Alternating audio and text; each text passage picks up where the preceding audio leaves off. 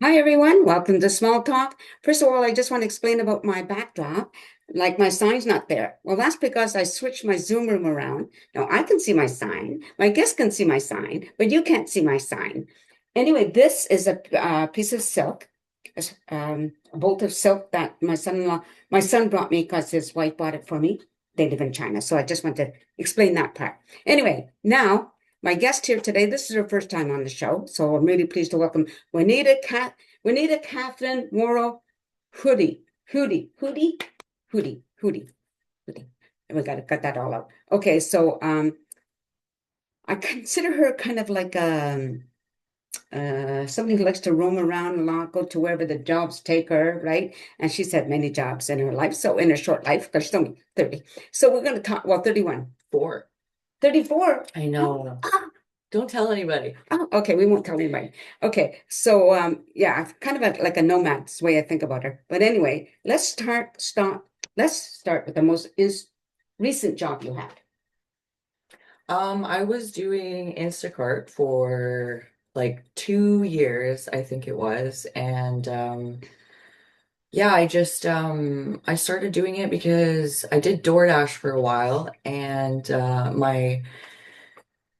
Talk to me. my credit card expired, like my payment card expired. With So DoorDash, you yeah, mean? like my Okay, yeah. debit, right? Okay. So because my debit expired, I was working DoorDash and they wouldn't let me like get paid that day.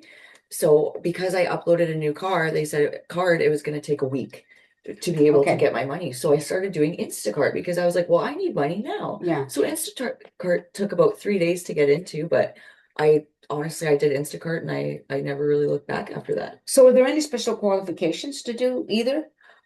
So thank you for asking this because I thought that anybody could do that. However, you can't have an N in BC. Okay. So I guess no learners, no Right. new Yeah. drivers, which I suppose makes sense. We It don't want does to make put sense. kids on the road Yeah. and make them, you Or know, even an older person who's just learning to drive. yeah, Yeah. it's for safety. Yeah, for sure. And you're going all different locations, so it's hard to when you're learning to drive or you're just new on the road, looking for location and trying to drive. It's a Not always lot. easy. Yeah. Mhm. Okay. So on the average, like how many customers would you have a day? It's hard to say because usually our batches will be split up. I've had as many as three people in one batch, so that'd be like one shop Oh, okay. one go. So Okay. on average in a day, I would see at least let's say like a minimum of let's say like five people, and that's like two orders, Right. up to even 15, maybe 20. So what would be a really large order? Ooh. Um, Like financially, you know? mhm. So I think some of the biggest orders, I usually hang out at Costco. You can get good, you don't really have to spend a lot of time there and it's almost guaranteed work. So I think the most money I've spent at Costco on one order would be like 45, 60 items and Okay. 800, $900 Oh, for that's a just big, one person. yeah, that's a big order. Mhm. And what are the tips like? Do you get good tips for that type of job? So BC just started regulating Instacart this past,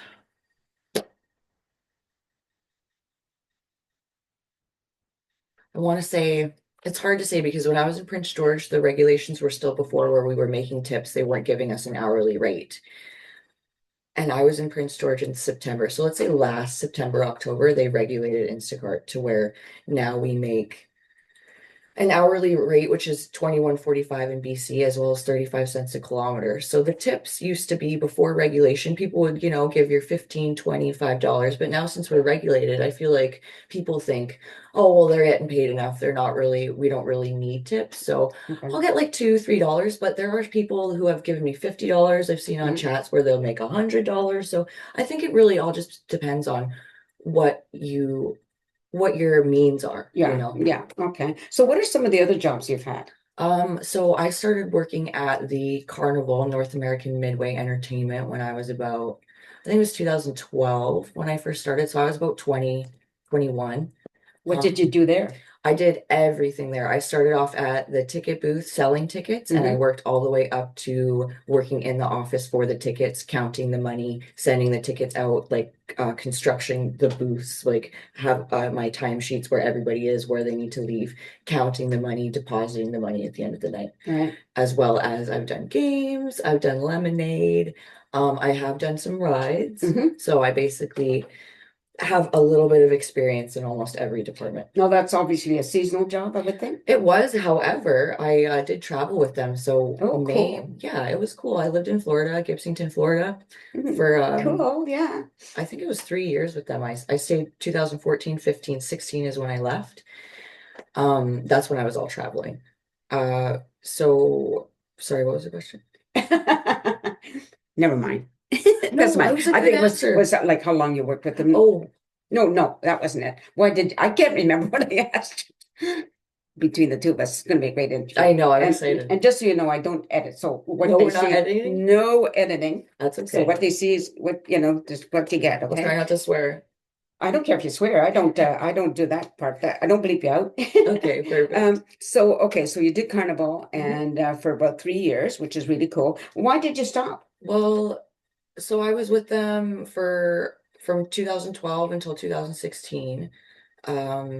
I started as spot help, went to Toronto, and then my third year I went all the way from Brandon to, oh, I remember the question, Brandon to Florida. So it's seasonal, I think you That's the asked. Yeah. question I asked. So actually at the carnival, we start up the Miami-Dade Youth Fair in should be actually setting up and starting up here pretty soon.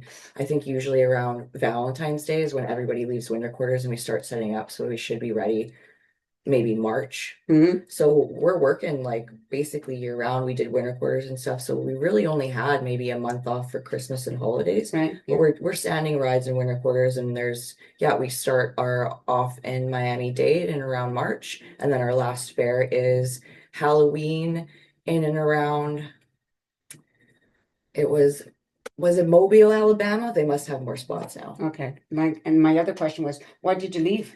Okay, so I kind of got niched in. Like I started with spot help. Like it's kind of hard to get into there unless you know somebody. Hmm. And I ended up dating one of the supervisors. I met him my second year, and Hmm. then my third year, we talked more. And I was like, "Hey, I got to get out of town here." Like I was in a very bad way, and I don't think that I was gonna make it in the city that I was in. Hmm. So I called for help, and I said, "Hey, like please let me go with you." And yeah, the friend that I had, and we got together, and things kind of went sour. We were supposed to get married. He was quite a bit older than me, and as much as I love him, it wasn't meant to be. So I'm glad that we didn't get married, but that's kind of what happened was I was supposed to, they were kind of going to Shanghai wedding me with somebody else in 2015. Right. So when fair season came around 16 and I didn't actually go to that Shanghai wedding, we just kind of went our separate ways. And then when we got back to Canada, they were like, goodbye. Oh, So okay. yeah, it was kind of like, Right. Now, I know you have your first aid specifically to work with the firefighters, right? yeah, Forest fires. it's occupational, so I can use it in any workplace setting, Oh, okay. But which is have you nice. done it other than working with the forest firefighters? No, I haven't. Well, actually, I am the OFA role. What? The what? I have the role of the OFA, What is OFA? occupation, You have to, because sorry, people don't know what you're talking occupational about. first aid attendant. Uh-huh. It's called advanced first aid now, but I have that role while I'm tree planting, like out in the forest with, That's another job she's done. yeah, I'm still doing that, hopefully. Okay. And again, that is obviously seasonal. Yes, it is seasonal, that Okay. one. All right. So, yeah. So, how long was that training to get that for your first aid for that occupational first aid? I think it was a total of 10 days, so Monday to Friday, and then 8 hours a day. So what is it, 160 hours that comes with there's like a practical, a practicum, and then there's two things that they test you on. They'll give you like a written test, and then we have to do like a like practical hands-on with bodies to make sure that, and then they give us like a non-critical and then a critical one where you would need fast action transport, and then another one where it's just like, kind of like bump and bruise, here's your sheet, take Mm, care of yourself kind of right. thing. So now a lot of these jobs are, as I mentioned at the beginning, is mobile, like you're moving around. Where is your home base? I it's hard to say, but my family is in Edmonton, so I would like to call that my base, Hmm. although I'm not really there very often. Right, right. But if you were to go home, Mhm. would that be home? Yeah, home for me is at my cousin's house Right, in in Edmonton. Edmonton. In Edmonton, okay. Now the way I met her, she took first aid at the same time as my daughter was doing it, and then you were working here in Chilliwack and needed the place to stay, Mhm. right? So she became my boarder, so that's how that all came about. Now you're going to be leaving on Sunday, I believe, I right? think I'm gonna go tomorrow. Oh, tomorrow, okay. Yeah. And where are you going from here? I'm gonna head out to Prince George. I have some friends out there. That's kind of by where I plant as well. Hmm. So I'm gonna go hang out with them and just enjoy a little bit of, friendship Yeah. time. And then I'll be heading back to Edmonton that next weekend. All right. So like, wow, So, but you plan on coming back? No, are you coming back next year? Now everything's changed because you no Everything longer has work for changed. Instacart. So that's going to change what you're going to be doing next year, right? Because that was the plan ultimately, I think, at one point. It was, yeah, like I do, if I can make money and frequent the same places, like I'm a creature of habit. Okay, So if yeah. I can make a habitual places to go, I like to go there. But I mean, if I can't, we'll see. I'm gonna try Uber. Yeah. I'm gonna write that attestation letter. I'm gonna write a letter to Instacart to see if they'll reactivate me. My license expired, so they're like, we don't want you to work for us anymore because I don't have a physical copy, I Yeah, guess. it's not a good idea, obviously, for them, right? If something were to happen. It's just like their whole, whoever made the coding and whenever they started with the app, they just didn't think of these other options. So it actually, I think it's just so that they can have more people that they hire on Oh, because the better that you get, the more money you make, the less money that Instacart gets, I think. right. Okay. So I think it's just a whole turnover thing to put money in their pockets, to be Right. honest. Right. Um, but yeah, like I don't know. Like I'm gonna try out for Uber and then I'll keep door dashing too. Like there's still other platforms that I can do. So there is a possibility that I could come back. However, I'm not really thinking like so permanent now. Like I do Mm-hmm. have firefighter training on the island usually in around April. Mm-hmm. And I do want to be around here to train for fire as well. So who knows, like maybe I would need a place to kind of hang out in between. Sure. Now for Uber, what kind of training do you need for that? I think Uber is kind of the same. Like I feel like Uber, DoorDash, and Instacart all kind of came out at around the same time. They must have all known each other or something. But Uber is actually, I think they came out a little bit later, so maybe they had like a little bit more time with coding, or maybe they invested more time with the coding. But Instacart doesn't do like you can pick people up and stuff. Instacart is literally just shopping. Right. So I'm wondering if Uber did all of that other extra stuff and paid the mind I don't know. to make sure because I get messages from Uber. Uber hasn't kicked me off. DoorDash hasn't kicked me off. They just want my new license. Oh, I see. Yeah. They're just Okay. waiting for the information. Right. There was Okay. no deactivation, so Okay. Okay. So right now, everything is just sort of up in the air it for you, is, right? yeah. Yeah. Okay. So we know you've done Instacart, DoorDash, Carnival, worked at a carnival, tree planting. Now you might be going tree pruning. Is that still an option? Well, my friend he's in Colombia now with his family. So I'm not sure. I haven't heard from him. Okay. I imagine he's either still getting things sorted out. I know he is trying to start up his own company because you do make more money and like it's better for the government if, as opposed to just coming out and doing piecework. Like it's better for him to have his own company. Oh, So so he lives in Colombia? he has a family in Colombia. He got married last year and they have a 5-month old. So I'm very happy for him. But is he Canadian? He is Canadian. Okay. He's French Canadian. Yeah. So I don't know how that's going to correlate for him. Like I think their plan is to stay in Colombia, Hmm. but he comes here to work. Right. Yeah. Yeah. Because Colombia is probably cheaper to live, I would think. Yeah. Would And you ever consider leaving the country to live? like I've only lived in America besides Canada. I love the beach and I love being warm, so I wouldn't say no. I mean, I'm sure I know some people who like to live in Thailand for the off season and do Thailand. I training want to there. go to Thailand. That's one of my I goals. think it'd be so nice. Yeah. Yeah, for sure. Yeah. Okay. And did we miss anything else? There's something else we're talking about. Oh my gosh. But I think like if you're young, you can do what you're doing and enjoy it. why not do it, Hmm. right? You know, like I think if you find something that gives you pleasure Yes. and make some money at the same time, because we all have to live financially. Yeah, you can't live on, well, people do, but you can't live on the street and be happy. You Hmm. can't live in your vehicle. I think you've done that at one point, I have you not? have, yeah. So what, how did that come about? Well, I was just, like being like an orphan and a kid in care, like I've been on the streets since I was about 12 years old, just bouncing, in and out of places and just having that kind of vulnerability. It puts me in places of abuse like very often where Yeah, I haven't been very safe. So yeah, I found myself in, another home that was abusive and I just, it just kind of started like, I don't know.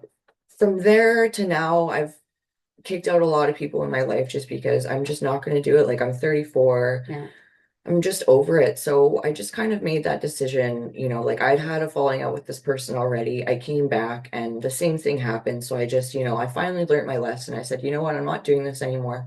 I yeah, deserve better. And although I had nothing and whatever, I left. I moved all my stuff into storage. I was living in the Walmart parking lot for about a week doing Instacart from the beginning of the day to the end of the day. And I was lucky enough, I had some friends there. And, I don't really like to reach out for help, but they came to see me at the Costco because honestly, like you can't get a hold of me unless you're either at where I shop or you hound me on the cell phone, right? right, yeah. But yeah, I was getting cold and I had two friends come up to me around the same time and they're like, it's getting cold, right? Like, and it was kind of a small town. They were being really good to me. Like I wouldn't have made it out without them. So thank you all so much. Um, yeah, and then so I was in there for about a week and yeah, my friends came and they're like, it's getting cold, like come to the house. And it was just, it was really emotional for me and I'm Mhm. working and I just said, yeah, okay, and got back to work and yeah, I went to my friend's house and they let me know. They're like, my parking spot is your parking spot. It was a safe place to stay because people had kind of started harassing me in the Walmart parking lot. Like, Yeah, and okay. it wasn't, I was just feeling kind of nervous and trying to move around. You're not supposed to really stay in the same place for too long when you are Right. living in your vehicle. Yeah, right. So yeah, she let me, I have a parking spot there. She gave me a house key. That's the friend that I'm going to go visit Oh, on the very way good. in. Very good. Yeah. And yeah, she saved my life and that's all she had to offer was just a place for me to park and it was more than enough. And I felt so blessed and it really opened my eyes to, you know, people do care and some Yeah. people just don't have the capacity because they don't care about themselves, I suppose. I guess the ego and it's just so hard to put that aside and understand that. Oh, it's tough. Yeah. Yeah. And it depends on what your background is. And, we carry trauma forward with us often and inflict it on other people unintentionally. So it's a crazy road sometimes. Yeah, I forgive anybody who's hurt me. I understand that it comes from a place inside of them, and I Yeah. do apologize that I bring that out in people. However, I'm not going to change who I am. I'm just going to try to be the best person that I Yeah. am. You don't bring anything out on people. It's their response and it's nothing to do with you. It's their response. It's on them. So you can't blame yourself for bringing it out on them because that's not the way it works. I Okay, that's appreciate still that. taking responsibility for their behavior. Why should you do that? You didn't cause anybody's behavior. Just like you have to take responsibility for yours, other people have to take responsibility. And not we know why not everybody does because I like to blame tall people for everything, but just kidding, folks. But let them take responsibility, and that's it. You do the best you can, right? Mhm. Anyway, so I don't want to get too like down in the dumps here, but it's been fun speaking with you. And I appreciate you doing with this with me. Yes, me too. Like I've been looking forward to this, and I apologize I haven't had more time to sit with you, but I do hope that we'll get more opportunity. It's just the way that listen, don't need to apologize. I'm cool. Like I don't those things don't bother me. So I'm all good. Anyway, thank you very much for doing this with me. Thank you everybody for watching the show. I hope you continue to do so. Take care, everybody, and peace out. Say goodbye, Juanita. Goodbye. I'm gonna find the